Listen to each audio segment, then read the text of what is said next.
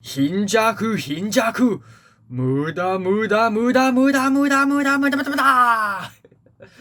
Hey guys, what's up? It's the Culture Detective here, investigating your favorite animes. Anyways, I am going to do a review on JoJo's Bizarre Adventures.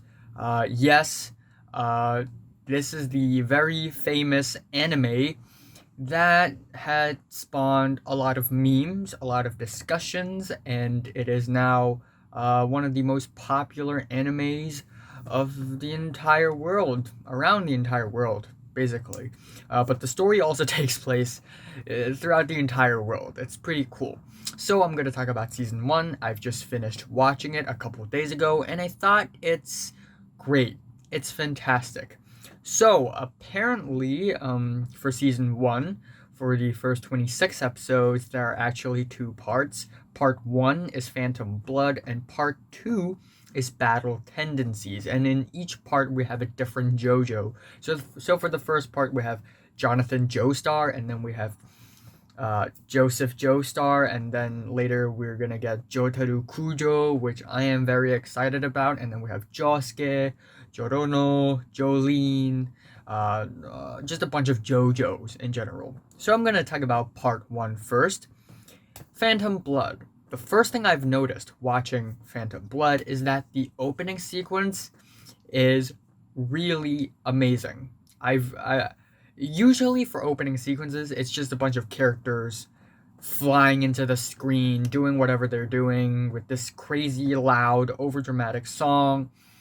But there's something really special about the opening sequence to part 1 that I just absolutely love. The 3D, gritty, hand drawn animation is just really sweet, and the all the movements of the characters in the OP sequence is so dramatic. It's so bold, and the song itself, it's actually kind of catchy, and of course it's over the top, but it isn't trying to be this crazy melodramatic thing. It's actually thrilling, and it really sets the tone for the show, and I just absolutely love this OP. This is my favorite OP that I've ever watched so far, the part 1 OP for JoJo. And then we have the story itself. It is set in England. We have a boy named Jonathan Joestar. He is the boy from a really rich family, well-known family in England, UK. And then there's this other kid called Dio Brando, and Dio, he wants to be rich because he's from a very poor condition. He's born from poverty, and he realized that this Joestar family is pretty friggin' stupid, so Dio decided to invade the family and make everyone hate Jonathan and make him the favorite of Jonathan's dad, and sort of become rich from there. And so we have the story right off the bat. There's no, beating around the bush. We immediately jump into the story, and I absolutely love that. Every single episode is super tight, and there isn't a single filler moment or a single filler scene in this anime. Every single scene, every single moment counts, and I just really love that. It's so tight, it's so fast paced, yet it doesn't feel choppy. What's amazing is that on every single episode, there's pretty much a fight, or even if there isn't a fight, an interesting action sequence. And so we're always kept on the edge of our seats, always rooting for the characters, always thinking about these fights, and it's always interesting and entertaining. And also, the character growth is fantastic because right off the bat, Dio and Jonathan are already in the story. And in the beginning, they're just two cool guys. That's all they are. Cool people who hate each other. And we also have another character called Erina, who's a girl whom Jonathan fell in love with. So we have three characters, but these three characters, they grow. They really grow, especially for Jonathan and Dio. So Dio saw this stone mask, and when there's blood spilled on that stone mask, spikes would come out of it. So Dio thought that he could kill Jonathan with the stone mask, but when he tested it on some random stranger, he realized that the stone mask could turn people into immortal vampires. So he used it on himself and became a vampire. And we have this very famous scene, 俺は人間やめるぞ! And that's an iconic moment right there. And just when you think, okay, now Dio's immortal and super strong, Jonathan's dead, right? Wrong. This random guy called Zeppeli decided to become a teacher to Jonathan and teach him hamon, or ripples, which is like magic but with breathing. Yeah, something like that. It's magical, basically. So now we have Jonathan, who's super strong, who knows how to use hamon to, fight people, and then we have Dio, the super strong evil vampire who can, freeze people up, turn people into ice. And then we have them just fighting and fighting and fighting until episode 9. And I mean, they don't fight on every single episode though, because Dio has his own minions as well. He can raise people from the dead, and those people can fight for him, and he would fight Jonathan for him. So every single fight is different, is full of ups and downs, twists and turns, especially the fights and battle tendencies, which are infinitely more entertaining because they're way more complicated and way more emotional as well. And what I like about part 1 is that Dio is a great villain, and Jonathan's a great character as well. I mean, he's a really noble and heroic person, and he and Dio have a mutual respect for one another, which is really cool. Usually for shows and stories like this, the protagonist and the antagonist hate each other's guts and just want each other to die, but in this story, they actually have a mutual respect for one another, which is really respectable. And the attacks in part 1, they're really creative. Some of the most creative fighting tactics I've ever seen. And if there's one problem I have with part 1 is that during some fights, some side characters will just narrate in the fight, like, oh my gosh, Dio is staring at Jonathan with an evil smile, so evil it can pierce through skin. But Jonathan returned with a grin, a very confident grin. Maybe he's planning something. Oh my gosh. It can be a little annoying sometimes, but you can kind of get the hang of it as the show moves on, so I guess it's not that big of a problem. And Speedwagon does all the narrating, and I think he's actually a pretty cool, pretty down-to-earth character as well. And then we have part 2, Battle Tendencies, and of course part 1 is only an intro part. It's never meant to be this big character arc part. It's just meant to be the intro, a 9-episode long intro. And then for the rest of the season, we have part 2. The OP, while I think the song is not bad, is actually kind of good. It's actually kind of catchy. It's a little lazier, a little sleazier than the part 1 song, but it's still really catchy. The animation of the OP though, it's flashy, it's colorful, but not as epic as part 1. So I guess I still prefer the part 1 OP over the part 2 OP. But still, you can tell from the OP of part 2, this part is going to be comedic. There is going to be more comedy in this part, and the funny moments here, they're actually really funny. And then we have the characters. We have Joseph Joestar, the grandson of Jonathan Joestar. Of course, we have Grandma Erina. She's a grandma now.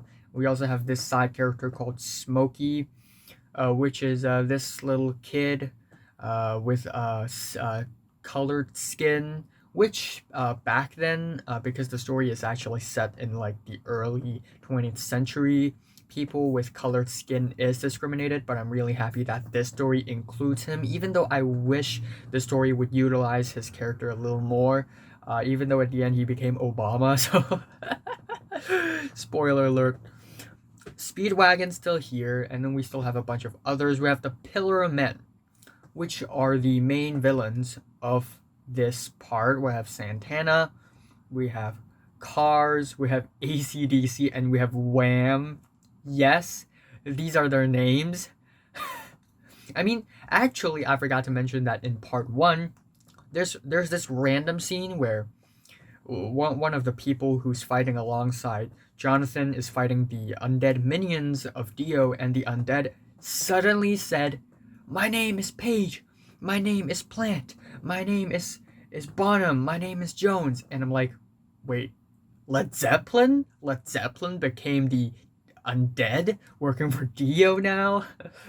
So you can really tell that Araki, the guy who created this story, really enjoys classical rock music. So we have AC/DC and Wham and Cars and Santana as the Pillar Men, and they're while I don't think they're fantastic villains, I still think they're pretty well written, especially for Wham. Wham is my favorite out of all 4 of the Pillar Men because he's a true warrior. He and Joseph also have a mutual respect, like the mutual respect between Dio and Jonathan, except they didn't grow up together. They were just 2 strangers, but they still respect each other and they fight like warriors. They fight with dignity and nobility, and I just really respect that. Wham is a good sport. I really like that. Of course, part 2 is better than part 1. There are sad, legitimately emotional moments in this show, and then there are plot twists in the show that I really like as well. As usual, the attacks are really creative. And of course, we have Hamon, but Joseph isn't really good at Hamon. He isn't as good as, Rippling than his grandpa, Jonathan. So, what really saved him in all these fights is his brain. He's incredibly smart, incredibly clever, and sometimes when he's confronting someone, he would say, "Your next line is," and he'd be right every time, and it's hilarious. While yes, I really enjoy this anime, there are still some small minor flaws that this anime has that I kind of want to point out. Like, there are some weird inconsistencies because the Pillar Men are actually men who lived as a stone for thousands of years, so they wouldn't know what's a time bomb, right? Because a couple thousand years ago, time bombs weren't invented yet. So when Lisa, basically the coach of Joseph, told the Pillar Men that he put a time bomb beside the red stone of Asia, which is the stone that the Pillar Men were looking for, the Pillar Men shouldn't be able to understand what's going on. And then we have Santana's name, because we have this character called Stronheim, who seems to be a douchebag at first, but is actually a really brave and strong man at the end. Amazing character arc. But Stronheim came up with the name Santana, right? So when later on in the story, when the characters talk about Santana, the Pillar Men shouldn't know who are they talking about, because it's not the name that they came up with. And I also have one minor gripe with the anime, is that it's a little inconsistent, because at first we have this villain, and then next we have this villain, and then that villain, and it's not focused, it's not concentrated in one villain. There are multiple villains in part 2, even though each of them went down with a really amazing fight. And I guess that's it for my gripes with the anime. I think this is a fantastic anime. I don't know if I should get into the spoilers. Okay, spoiler alert. If you haven't seen this anime, skip to the end, check the description, look at my score, go to the comments section and click or tap on the timestamp. But at the end, the ultimate villain is Cars. And Cars is the only person who didn't fight nobly. He fought by cheating. So he used a body double, and he promised to fight Lisa. Lisa, who's later revealed to be Joseph's mom. Oh no! And so he was fighting Lisa, and Lisa's like, wait, why is he so calm? Why is he not violent? And then suddenly, this Cars came out of nowhere and tried to stab Lisa, but Lisa saw it and stopped him and stabbed him instead. And then apparently it's a fake. It's a body double. And then the real Cars came out of nowhere and stabbed Lisa, and Lisa almost died. I'm just gonna call her Lisa. That's bad, but still, at the end we have this very, very long and complicated fight between JoJo and Cars that happened within 4 or 5 episodes. We have to fight with Wham as well, which is fantastic. But at the end, JoJo was in a plane. He tried to run away, but then later on he tried to lure Cars into a volcano and melt him, but it didn't work. So he managed to make the volcano erupt and blasted Cars into space, and then he fell back down, and then he was like, sayonara. And then there were texts in the screen saying Joseph Joestar died on this day at this place. And I'm like, damn it. Every time JoJo has to die to, the stone mask. And then later on in the funeral, he showed up again. And it's cheesy, it's cliche, I know. In the funeral, he's actually alive, oh my gosh. But this time, it really worked out, and it was actually kind of funny. And I'm really happy that he and Susie Q got back together. And it's just a really satisfying ending. Though the ultimate ending is basically old Joseph Joestar listening to his Walkman in the 80s, which is a little strange because if you would want a happy ending, you'd want to see JoJo and Susie Q being together as a lovely couple. But I guess that isn't the case, so I need to wait for part 3. But yeah, overall, I really enjoyed this anime. It is one of the most entertaining animes I've watched. Every single episode is tight, it's entertaining, it's interesting. The attacks are extremely creative, and when it comes to bold writing choices, the writers, Araki, do not shy away from bold writing choices. I mean, at the end of part 2, we have an ancient Roman chariot race fight that went on for 2.5 episodes. And then we have another crazy, complicated fight that has a lot of ups and downs and twists and turns that went on for 3-4 episodes with different phases and stages. And it's just fights and action sequences like that make me love this anime so much. And even though there are flaws, I think the anime overall is fantastic. It is brilliant, and I don't know what's my favorite part or least favorite part. I honestly don't know. I guess my favorite part would be the Wham fight, the fight with Wham. The chariot race, yeah. My least favorite part, I honestly don't know. Maybe part 2. I don't know. Not part 2, episode 2. But yeah. I am saying that this anime is fantastic. It's mind blowing, and I'm giving it a strong 9 out of 10. Yes, that's the only TV review that I'm gonna be doing this month. So yeah, have you seen JoJo's Bizarre Adventures parts 1 and 2? From 1 to 10, how much did you rate them? Like if you like them, hate if you hate them, and subscribe if you want more. And thanks for watching. I'm gonna eat this candy. It's 1-year-old. Apparently this candy is 1-year-old already. I may die eating this, but who knows?